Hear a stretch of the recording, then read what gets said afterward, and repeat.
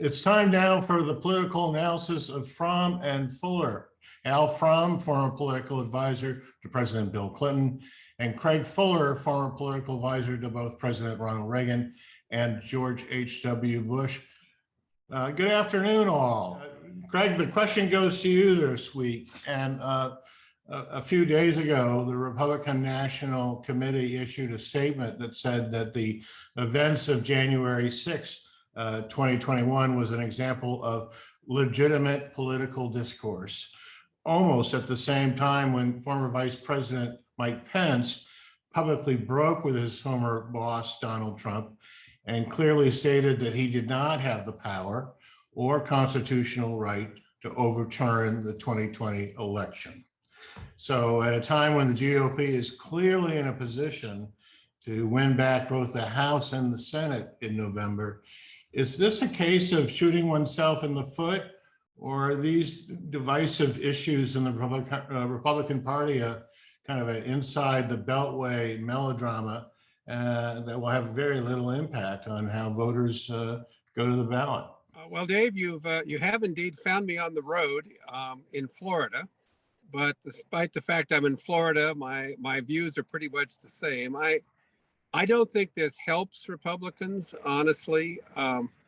It is kind of confounding that they would come out with a statement like that. I do think, in a strange way, what might help is that it seems to have emboldened a few, Mitch McConnell being among the most interesting, to come out and repudiate might be too strong a word, but at least suggest that there's a lack of wisdom in this move. I think former Vice President Pence showed, finally a moment of courage and finally separating himself from the views of President Trump and the people around him. It just seems to me that Trump's influence will wane, and this kind of notion that, there were pictures in the paper here, by the way, in Florida, that showed the security officials with their guns aimed at protesters trying to break into the chamber of the House of Representatives. And you just say, what kind of civil right is this for protests when basically they risk being shot for the violent nature of the protest? So the facts are not in favor of the kind of conclusion that the Republican Party, or at least some members of the Republican Party, reached. I don't think the facts, as we've said here before, I don't think the facts are going to get better. I think they're going to get worse as we learn more. So will the voters really focus on this in November? I kind of doubt it, but I do hope that other Republicans will come forward, like Mitt Romney and Mitch McConnell, and really denounce this particular point of view. Al, I basically agree with Craig, almost everything he said. And to me, party committees, whether the RNC or the DNC, really are around to cause trouble.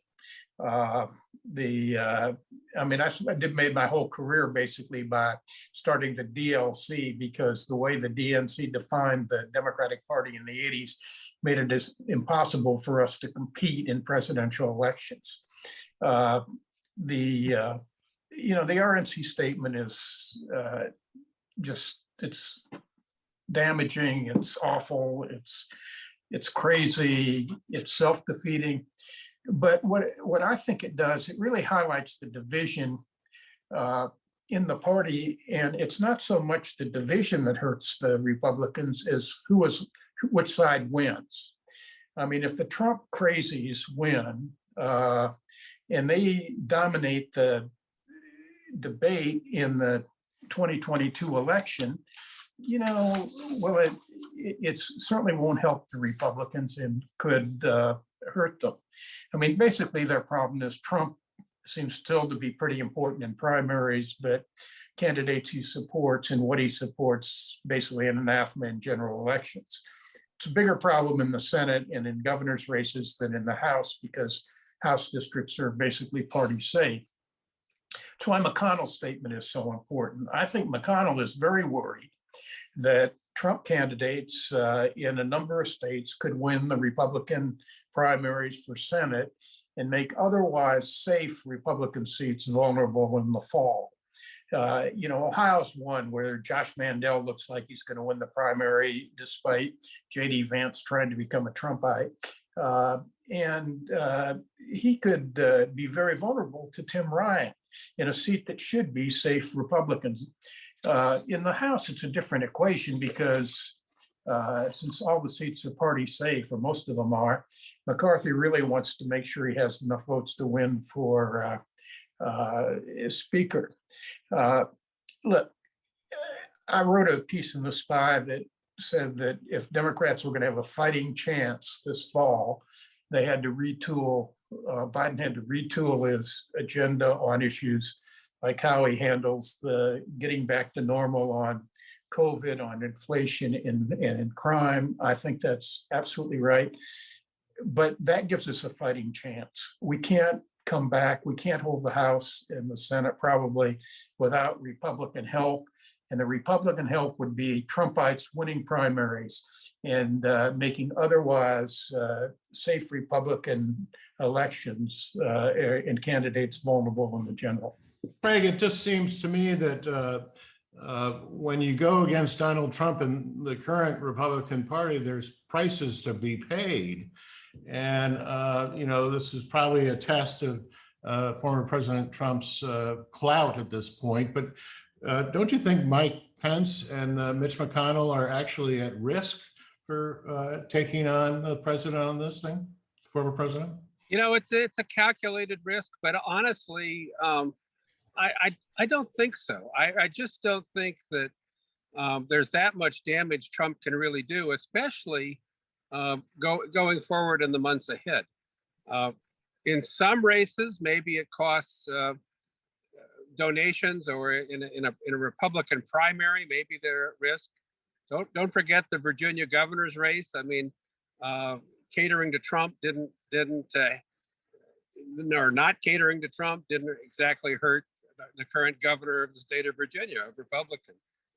So I just don't think the influence is going to be that strong, but time will tell. The fact that the calculations are being made by people like Mitch McConnell, a pretty wise politician, suggests to me that Trump's influence is going to wane. Al, you have the last word this week. I saw a very interesting analysis. Actually, Charlie Cook wrote about this in his column, but what he was referring to, and I went back and read the original, was a piece that the conservative analyst David French did on the two parties. And he said the Democrats suffer from a cult of ideology and the Republicans suffer from a cult of personality. And it's interesting because the Democrats get in trouble when they move too far to the left. And messages define them like, particularly in swing districts, define them, messages like defunding the police define them, which, as you saw this week, Biden is moving very hard to counteract.